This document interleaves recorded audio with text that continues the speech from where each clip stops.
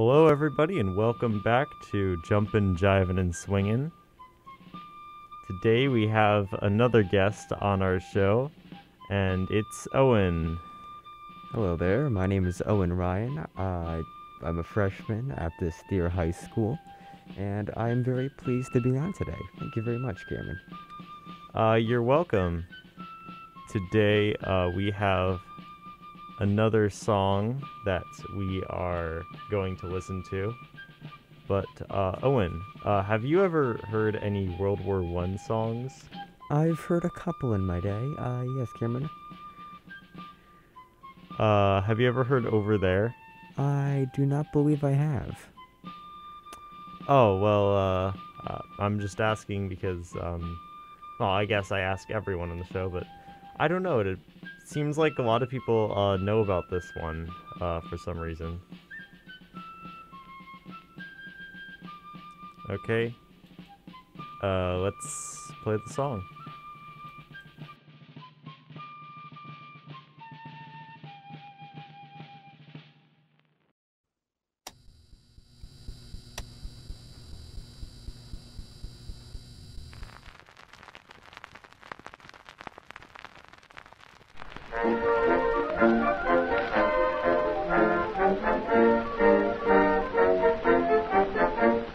Johnny, get your gun, get your gun, get your gun.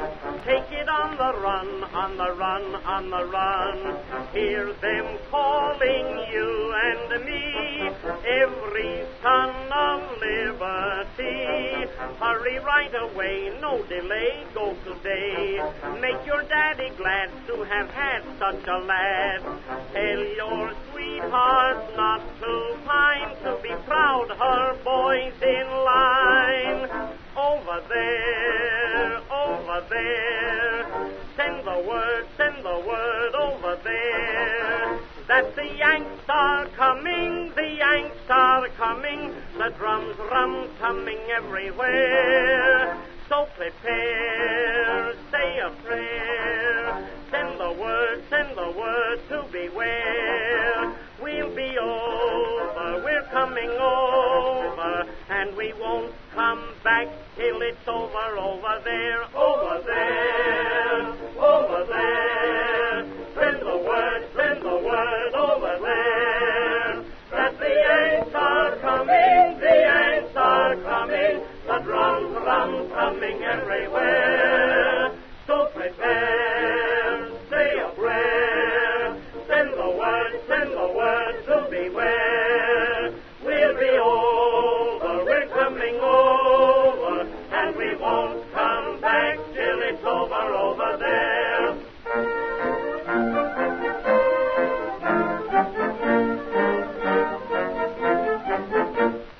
Johnny, get your gun, get your gun, get your gun. Johnny, show the Hun you're a son of a gun. Hoist the flag and let her fly.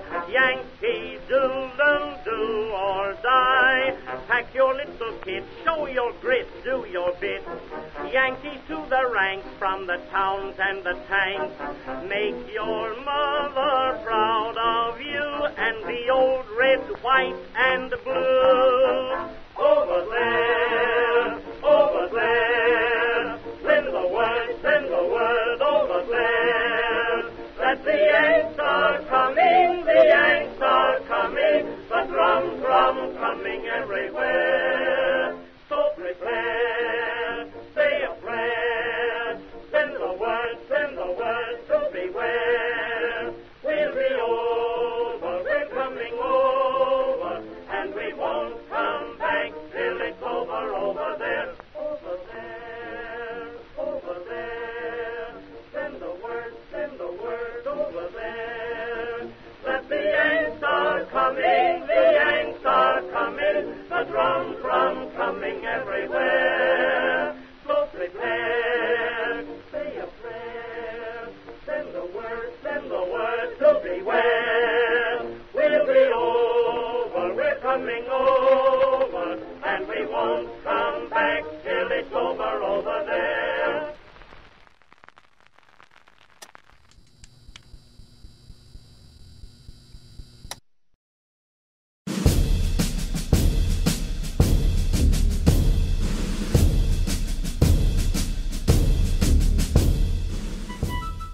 All right. So that's the song. I found it very, very lovely. Thank you very much, Cameron. You're welcome. I must say, it has quite a ring to it. I'll give it that. Very catchy. Yeah. So are those your first impressions of the song? Yes, sir. Yeah, I guess so. I mean, it's, well, of course, a call to valor. But it's more like, a lighthearted mood. It makes it sound like over there is a nice place of spectacle, like wonder. You're gonna make, well, basically everybody and then some proud of you. And, well, I don't know. Yeah. Do you know what over there was? Over there was probably on the front line during World War One. I'm pretty sure this was a song like calling young men to enlist in, well, the fight, and just trying to come home with some, well, honor. Yeah, exactly. The song was actually first released in 1917. I guess the proper word is published, because that's when the lyrics was published. So this song, 1917 was not. It was kind of the end of World War One. So I think that's pretty interesting that the song was released when all the fighting was starting to end. The Russians left the war, and America joined the war, which is probably why it was released in 1917, because America was joining the war. Do you have anything else to say? Well, I mean, to add on to what you just said, I guess it might have been released maybe like as a remembrance song or something else, because like, yeah, the war's basically ending, but I don't know, like, it could be just something for more, like, to try to make people not think of the horrors of the war, possibly, and instead think about it like in, well, or they would think about it from then on, as something like, a call to bravery and a call to arms, something like that, because, of course, they thought this was just gonna be the one and only war, and, well, that nothing bad was gonna happen afterwards. Well, the more that I think about it, I'm just now realizing that America joined the war in 1917, so it was the beginning of the war for them, and it was the end of the war for everyone else. But I guess they didn't really know it was going to be the end of the war, but Germany was kind of losing. Austria-Hungary was kind of losing. Turkish Empire was kind of losing, so... Wait. How much did you know about World War I, Owen? Actually, not a lot, to be honest with you. Okay, so, the basics, of the war was that, Serbia, had an Archduke, French Ferdinand, and he was assassinated. By the Five Hand Gang, right? The Black Hand terrorist organization. They were Serbian nationalists. So Serbia was kind of implicated in that assassination. But no one really cared about the Franz Ferdinand that much. They all just wanted an excuse to go to war with each other, because they all hated each other. Germany had, well, I guess at this time it was, that time it was Prussia.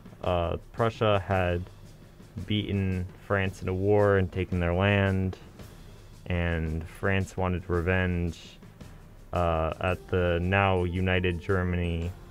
Germany united in the late 1800s, sometime in the 1880s or 1890s. So two sides in the war were the United States, United Kingdom, France, Serbia, all those other countries, and also Italy too, and Japan.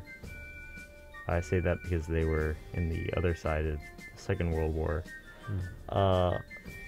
They were fighting against Austria-Hungary, which is a combination of Austria and Hungary, the Ottoman Empire, which later became Turkey once they lost all their land, and also Germany, which was united recently, as I just mentioned. So I'm just wondering, why do you think that Italy and Japan would leave the all their allies in the previous World War to join Germany in the second one? I don't know. Maybe, I don't know, maybe materials, resources, maybe, I don't know, different political stuff happened between the two wars. Well, yeah, they mostly just felt like they were conned out of a lot of land from the spoils of the war. They felt ripped off, so they wanted to try to get back at Britain. Yeah, but there's also a fascist coup in Italy, Oh, yikes. and Japan is in a hyper-nationalist, patriotic society, so I don't know, they do what they want. If they want oil, they bomb America and take their oil, so yeah. I see. Cameron, I will ask you one question though. What made you attracted to this song? Like, why play it today? What does the song mean to you? Yes, I was meaning to get to this point. Do you know what Monday is? Monday is a day of work, a bunch of stress, maybe a day of tiredness. Monday, if I'm not wrong, is Memorial Day, and I'm going to do a quick fact check here. Yep, it's Monday. Okay, so Monday is Memorial Day, and Memorial Day first originated to celebrate the soldiers of World War I. So I thought it would be nice to do a World War I song. I like that, to keep in their honor and their memory. That's very nice. Yeah. Then eventually we had another a sequel to the First World War, which is probably more iconic and memorable. So they decided to eventually they just decided to do it for all wars. Now it's Memorial Day, not World War Memorial Day, because they didn't call it World War I at the time. They called it the World War. So Wasn't it also called the Great War? yeah, it had a lot of different names. The Great War, World War, the War to End All Wars. Just it's not even the First World War. There was another 80 Years War, I think it was called. Before that, where the entire world was fighting, but this one was on a larger scale. There were machine guns, there were tanks. A lot of things have changed. I mean, nuclear warheads as well. That came into play, and that's crazy. That came a bit later, with the end of... Yeah, the end of the war. I mean, it's pretty memorable though. You're gonna have to give it that. Yeah, but that happened at the end of World War II. But you were close. So this song is about recruiting people into the military, right? I believe so. And so it's kind of you said it was kind of saying that it's what did you say about how it described over there? Oh, I described I think the front lines as, I don't know, something comfy, something that's like besides the horrors of it was like, it didn't describe in detail like the bombs or the bullets or whatever. It described how like you could get so much valor and honor and everybody would like be proud of you and whatnot. I don't know, it sounded kind of misleading, to be honest. Yeah, I think we should just talk about how fighting in World War I actually was. Yeah, I mean, not to mention, like, of course, there's the obvious, oh goodness, I could die at any moment. Life itself is a pure blessing. But, I mean, just think of the conditions. Like, these soldiers had to go through the worst. I think of, like, food was always in a shortage. Besides, basically, jam sent over by parents and loved ones. And actually, like there's such a huge food shortage throughout basically all of England. A little song was made. If you don't mind me singing it. Alright, it basically just went like this. My Mondays are meatless, my coffee is sweetless, each day I get poorer and wiser. My pants, they are seatless, and my home it is heatless. By Jove, do I hate the Kaiser. And it just went like that. It was like a nice little ditty. And it's amiable how, like, you know, you could just, like, make songs out of these harsh times, but, like, yeah, like, well, basically conditions and everything in the front lines was kind of a wreck. You can think about, like, medical practices, like fleas, those were abundant everywhere. Heck, chatting became a thing, and now when you would, you know, and talk to somebody, now this has been when a group of people would go, they would sit around a small lit candle, get a shoe tin polish lit, they would heat that up over a stove, and just drop fleas on it to pass the time and for fun. So, if that's entertainment, I don't want to think of what's not. Yeah. That's pretty interesting.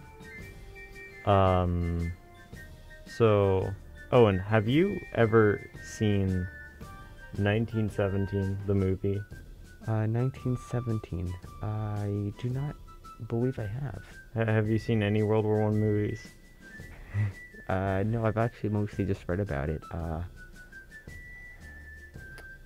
Oh, well, I just brought it up because it kind of shows like a long, uncut segment of a soldier delivering a message. Wait, yes, I have seen this movie. I don't want to spoil anything, but it's the one, where basically a plane goes, like, down from the sky and crashes into a barn, correct? Yeah, it's that one. Yeah, I've seen that. Oh my goodness, yeah. No, I have to say, yeah, it was very. I don't want to say realistic because I'm sure whatever that doesn't even compare to the horrors of the war. But yeah, no, I guess it showed like a tiny candle to the actual grand scheme of things, huh? Yeah.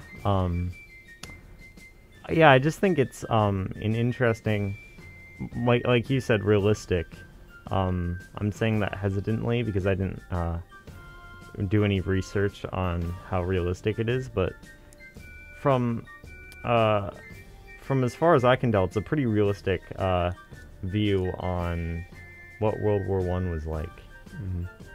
I mean, heck, I have to say, like, there is not just one thing again, but there is a great deal of like sadness and like, I mean, of course, this is due to the fact like anybody could be next, but like people you'd expect not to just kick the bucket, you know, like, and the people that you thought wouldn't survive do.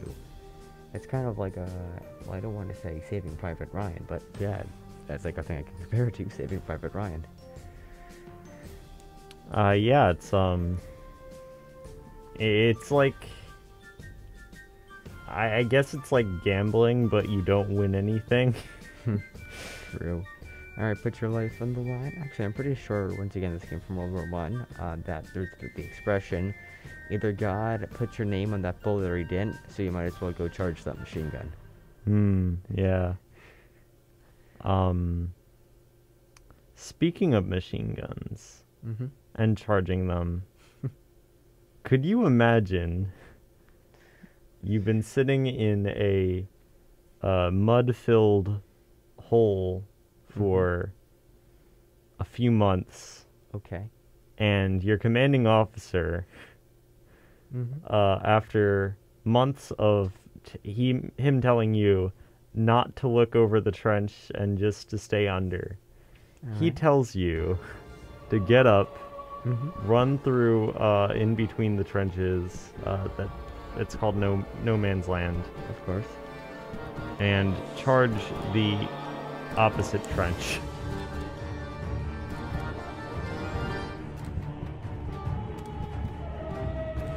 And with that, I mean, if I tried to, well, basically run away, I'd be shot for, for desertion. If any one of our boys comes running towards you, you take this rifle and you shoot them dead. Do you understand? The fear and like that pure terror, just leading up to that moment. My goodness, because what in the front line, just craters full of mud, and I don't want to get graphic, but bodies littered across the battlefield. I can only imagine the sheer terror of hearing that whistle and knowing that you have to go up, or you will you'll die of shot. So it's either you're going to definitely die, or you're going to possibly die. I don't know, like I don't remember what. Here, let me quickly pull it up. But there was a little song in the trenches called "Fear." Fear. Yeah, and it's not what you'd expect. Here, give me a sec. I can't seem to find it, but fear is basically, food was super scarce in the trenches, right? Like, all you got was some bully beef and maybe anything that came along the side with it, so you could actually, exist. But, one thing that was, like, very plentiful was jams, and somebody who, like, tired soldiers would get, like, 20 things of, like, this jam and then that jam, strawberry jam. They decided to collectively write a song about it, labeled it Fear, and it was basically a satire of like, yeah, we don't fear the bombshells, we don't fear like a machine gun, we don't fear a sniper, we don't fear anything else. The only thing we truly fear is more plum than peaches. It's kind of ridiculous. They list everything that there could, like, it's gonna definitely kill you, or it's gonna possibly kill you. They left, like, mortar fire. They list like gas. They just go on and on and on and on. It just takes a collective turn. It's like, yeah, no, you're gonna fear the joy the most. You're gonna be terrified of it. You know you messed up when people would rather get blown up by bombs than eat your food again. I can just imagine, like, so Billy, how did you like my thing of plum and peaches? Listen, I like your cooking, but I charged a machine gun to avoid it. I'm just being honest here. Actually, that was the plan all along. They knew that if they gave them the same food for weeks, they would eventually be so crazy. And then you'd spread in the rumor that the Germans may or may not have chocolate on that side of the trench, just to keep the fighting morale up. I guess that expression is true. Even the mightiest beast will lie down if it's hard long enough. I can just imagine that. Like, just imagine, right? You're a German on the other side of the trench. You hear the whistle. You pick your head up, ready to defend your post, and you see this wave of soldiers, like a rifle to hit and running towards you. But like not a war cry, they just scream. Well, it is a war cry, but instead of like screaming like charge or to victory or death to his part or something like that, they just scream chocolate as they just like crash into your defense line. Did you say chocolate? Chocolate! Oh my. Yeah. Actually, it is kind of interesting how the only time they weren't fighting before the war ended was Christmas in 1914 when they gave the soldiers chocolate. Yeah. The Christmas truce of 1914. Actually, fun fact, they played a soccer game, or football, however you want to say it. The Germans won that, and, they were chock full of themselves, no pun intended, with the chocolate. I mean, just to switch to that topic, imagine like, how that happened. Like, how do you even think that happened? Like, did they, like, light up trees? Did one person go into no man's land with, like, a bundle of presents dressed up as Santa Claus, or what? Yeah, so, I'm not actually sure. I guess... I mean, I don't know if you've seen the movie, and I forget what it's called, but it was basically a movie about Christmas truce. There was a big part where, like, I can't confirm this, but I'm pretty sure there was opera.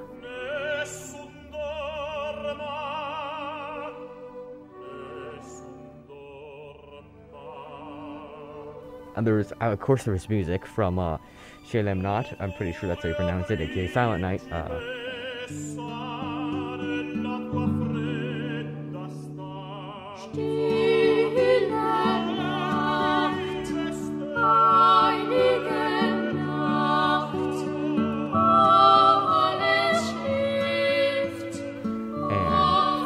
Germans, you got the violins, you got harmonicas, you got all this type of stuff. Like from both sides, just imagine like a chorus of basically rubble with two sides solely trying to kill the other. Just like from 2 hours, they're like, okay, guys, we gotta defend the post, rifles in hand, terrified out of their minds. Oh my goodness, this is Christmas, I don't want to die. Or, sorry, Christmas Eve. To just exchanging on the field, like, exchanging chocolate, photographs of loved ones, I don't know, crushes / sweethearts. It's gotta be magical, but also, kind of saddening knowing what you're gonna have to do tomorrow. Yeah, I heard that the Germans also got pictures of the Kaiser. Or, Kaiser, not Kaisar. That's pretty interesting. Mm-hmm. It's just kind of fascinating. Like, humanity finds a way, and not to be super cheesy here, but like that probably would be the plot of some, if this was like fiction or if I didn't know about it. This might sound like a plot of some, like some movie, like two warring factions go together on Christmas Eve, showing like truly that humanity can prevail after anything really. We'll find a way because we're all people at the end of the day. Yeah. Sometimes truth is stranger than fiction. That is true. Also, so the soccer game, I speak a little German, and actually they would have called it Fußball, which... Fußball? Very fancy. Yes. And I don't know what the British would have called it. Football or... Yeah, I'm pretty sure. Yeah, it's football over in England. Yeah, I've never been to England. Okay, to quickly derail from the conversation, England is pretty cool. You got candies and whatnot. Go to England one day in your life, alright? You won't regret it. Anyway, back to the thing. What actually do you think they exchange besides chocolates? Like, do you think they actually give out the good stuff? Like maybe, I don't know, different food. Maybe like somebody had a bottle of, I don't know, whatever they could get their hands on. Like maybe even Coca-Cola, stuff like that. I don't even know if that was around, but I'm pretty sure it was. Yeah, it was. Yeah. What do you expect? What happened on the field? Like, how do you I'm sorry. I'm baffled, and there's so many things that could have happened, and out of all the possibilities, all it took was some idiot to fire a shot at the other, and then everybody would just be battling in just a brawl of fisticuffs. Gotta be hundreds, maybe thousands of men are just out on the field who were just trying to basically, just completely annihilate the other. And now they're just giving out hugs, they're giving out chocolate. Oh, here's my coat. Oh, thank you very much for your coat. Here, have this huge box of chocolates. It's amazing. I'd like to think there was just this one soldier that wanted to use the truce to go bludgeon the other guys with chocolate, but they found out, and he was just like, oh, this is a present for you. My time is now. I must strike. Ah, thanks for the chocolate. Oh my goodness. I mean, this, of course, not to take away from the point, because this was still one of the most bloody and graphic wars of all time. But it's nice that for sheer, even for, measly 24 hours out of the years of conflict, people looked at each other as people. I don't really think we've been treating this topic with the seriousness that it demands, but I don't know. We don't really have to. Yeah, I mean, not to disrespect the fallen, but yeah, I mean, this is your radio show after all. I think you can decide what you want to do. Yeah, yeah. If you want a serious World War One podcast, you go make your own serious World War One podcast. And we'll make sure to watch you and shake our fists angrily at you. Yeah, but so yeah, no disrespect to all the soldiers that fought in World War One. It was a very dangerous and traumatic experience. That's why they have shell shock after all. Mm-hmm. That if you were kind of lucky. If you weren't, well, you might be losing a leg or something. Yeah. The medical procedures were well, I guess they were kind of necessary. So, but No infections would happen. But at the same time, it's horrifying to imagine, like what would happen. Like maybe a bullet wound or something could be patched up, possibly if you were really lucky and you had like actual medic and they had actual stuff. But if you get like splinters through your arm or something that could be extracted now, yeah, I'm pretty sure you're just gonna lose it. I mean, don't get me wrong, but like, pretty sure that's what would happen. Like, to stop infection, make sure you didn't just kneel over and die if you didn't. Yeah. In World War One, it's not the bullets that kill you; it's the infections from the bullets. That's true. That is true.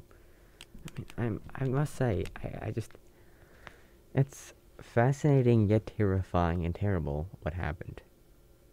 Yeah. World War One is probably one of the most interesting wars that I've ever heard about. I mean, I'm sure there's like cool stuff that's happened. Like, not well, wars aren't exactly cool, but there's been interesting wars before. But yeah, probably this is one of the most notable and will be for all time. Yeah, the interesting thing about World War One is how they made all these new technologies just to kill each other. Mm-hmm. I mean, yeah, what I'm pretty sure World War One was the creation of the tank. No. Yeah, it was. Yeah, but think about like what that could have been turned into. Like maybe it was like the newest, I don't know, seed planter or whatever. Like the newest tractor. But no, now we got something that shoots out what I'm pretty sure it was mortar shells. They're like Yeah. super like, I don't want to say fancy, but super high tier slash. Well, they have a bigger boom. Is what High I'm trying to caliber. say. Thank you, high caliber shells. Think about, I don't know, flamethrowers and gas. Like flamethrowers can be used, I don't know, like controlled fires, for woods and whatnot to make sure that actually doesn't catch on fire in the dry season. Or gas that could actually, I don't know, that could be used to flush out at home. I don't know. I don't think mustard gas could, but you know what I'm trying to go at. Like these things can be used for the good of humanity, but yet they're used for the bad of it. I don't know. Mustard gas probably is another application that they can use. That's fair. That's fair. I just realized we haven't really been talking about the song that much. Is there anything else you'd like to say about the song? Not really. It's catchy, but I think I'm just gonna go down that rabbit hole over again. It's catchy. It's a little misleading, but at the end of the day, it's a pretty good tune. Yeah. Okay. Thank you for being on my podcast. Of course. If there's any closing remarks. Any closing remarks that relate to this topic? I don't think so. Any closing remarks in general? I say that this is an unpopular opinion, but pears are indeed better than apples. All right? Yeah, they are. All right. Thank you. I can fact check that. Well, thank you very much, Cameron, for having me on. It's been a lot of fun. Okay, moral of the story, kids. Remember, if you're going to build something, make sure it has murderous applications, too. What a very good takeaway lesson. That and pears are indeed better than bananas. Okay, goodbye, everyone, and have a swingin' day. Goodbye to all.